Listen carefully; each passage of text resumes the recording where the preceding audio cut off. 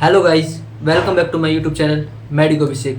तो गाइस आज अपन डिस्कस करेंगे कि क्या नीट 2025 के लिए क्या एलिजिबिलिटी क्राइटेरिया रहने वाला है, क्या मेजर चेंजेस होंगे नीट 2024 से नीट 2025 में, क्या नंबर ऑफ अटैम्प्ट्स होंगे, क्या मार्क्स परसेंटेज बेसिस रहेगा।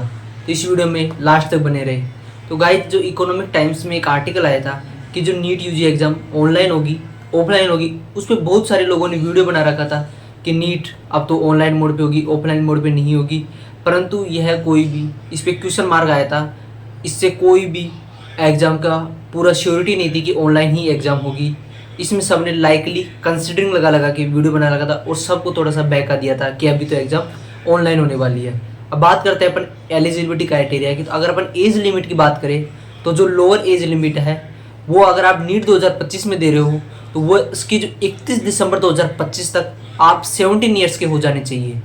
और बाकी अपन अपर एज की बात करें, एनटीए ने अपने ब्राउचर में 25 ईयर दे रखी थी पहले, परंतु सुप्रीम कोर्ट का ऑर्डर आया था उसमें अपर एज लिमिट कोई भी फिक्स नहीं है, क्योंकि कोर्ट के द्वारा एंटी केस हार गया था। तो उससे अपर लिमिट अभी तक कोई भी तय नहीं है, कितनी भी एज का कोई पर्सन एग्जाम दे सकता है। बात करते हैं अगर परसेंटेज मार्क्स की, तो पीसीबी में 50% मार्क्स होने चाहिए।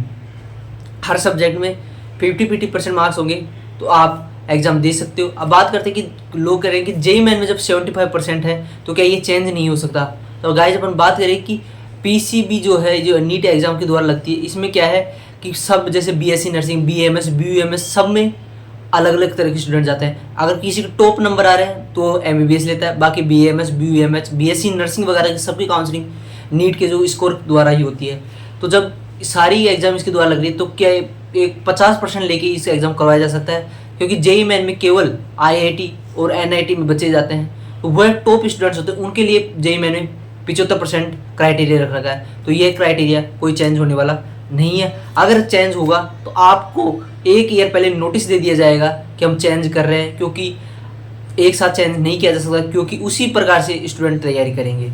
बात करें नंबर ऑफ अटैम्प्ट्स की, अभी तक कोई भी लिमिट नहीं आई है, परंतु अगर मेरा मानना यह है कि लिमिट्स लगा देने चाहिए, क्योंकि लिमिट से एक इतना जो कंपटीशन है वो बहुत कम हो जाएगा और स्टूडेंट्स जो ऐसे मारामारी हो रही है उससे थोड़े बचेंगे।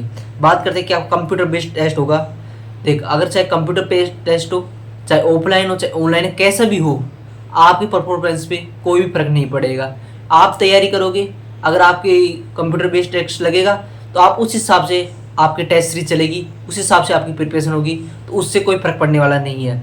26 लाख स्टूडेंट्स है नीट में। अब अगर 2025 देखोगे तो 26 लाख के लगभग स्टूडेंट्स आएंगे। तो जब इतने सारे स्टूडेंट्स की सीबीटी होना पॉसिबल नहीं करवा सकता नीट एनटीए के द्वारा, क्यों? क्योंकि 300 प्लस के पेपर बनाने पड़ेंगे, और जो कि डिफ़िकल्टी लेवल और जिनका नॉर्मलाइजेशन वगैरह करने में सब कुछ बिगड़ जाएगा। तो ऐसी सीबीटी करवाना पॉसिबल अभी तक है नहीं। और बाकी जैसे कोई डिसीजन आता आगे वैसे आपको बता दिया जाए। 2025 में सीबीटी होने के बहुत कम चांसेज है, नीट 2025 में सीबीटी बहुत कम चांसेज है, ये मैं आपको बता दे रहा हूँ। बाकी एक और चेक कि ट्वाइस ए ईयर, क्या 2 साल, मतलब जैसे कि जेई की तरह क्या 2 अटैम्प्ट होंगे, एक साल में कोई 2 बार एग्जाम होगी? तो अभी तक ऐसा कोई भी नहीं है। नीट 2025 से 2 बार होने की कोई भी चांस नहीं है। इसका ये है कि एमसीसी ने इसको मना कर दिया गया है कि हम 2 बार एग्जाम नहीं करवा सकते, क्योंकि एक मास में है तो इतना एग्जाम करवाना हमारे लिए पॉसिबल नहीं हो पाएगा। अब कुछ मेरे सजेशन अगर एनटीए को मैं अगर दूँ तो उस हिसाब से अगर मैं बताऊँ तो उसमें क्या है कि 2 लेवल ऑफ एग्जाम होने चाहिए। जैसे कि जेई में होता है जेई मेन और जेई एडवांस, ऐसे ही इसमें 2 लेवल ऑफ एग्जाम होंगे, जिससे पेपर लीक की जो संभावना है वो बहुत कम हो जाएगी, क्योंकि फिल्टर हो जाएंगे। अगर जेई जो जैसे शुरुआत में प्रीलिम्स में अगर कोई एग्जाम अगर चीटिंग हुई है तो वो जो फिल्टर होके एडवांस में बच जाएगा, उसमें क्या होगा, एग्जाम में कुछ भी गड़बड़ी नहीं हो पाएगी। अगर उसमें अच्छे नंबर भी आ रहे तो उसमें अच्छे नंबर नहीं आएंगे, तो वह एक एमबीबीएस की डिग्री या फिर एमबीबीएस कॉलेज में एडमिशन नहीं ले पाएगा। बात करते हैं कि डिफिकल्टी लेवल बढ़ा देना चाहिए, जैसे कि नीट 2024 में हुआ है कि पेपर क्या है ईजी बना दिया गया था, जिसकी वजह से कट ऑफ में इंक्रीज हुआ है, तो डिफिकल्टी लेवल इंक्रीज कर देना चाहिए। तो गाइज ये हुई बात अपने कि नीट 2025 के लिए क्या एलिजिबिलिटी क्राइटेरिया है, क्या एग्जाम कैसी होगी, सब कुछ अपने डिस्कस कर लिया है। तो वैसे पेड काउंसलिंग से अगर आप नीट 2024 आपने दी है और पेड काउंसलिंग करवाना चाहते हैं, हमसे जुड़े रहे। टेलीग्राम की लिंक, बाकी इंस्टाग्राम की लिंक और व्हाट्सएप नंबर आपको दे दी गई, आप हमसे कॉन्टैक्ट कर सकते हैं। एक नॉमिनल फी 499 पे काउंसलिंग करवा जाएगी। धन्यवाद जुड़ने के लिए, आपका दिन शुभ रहे।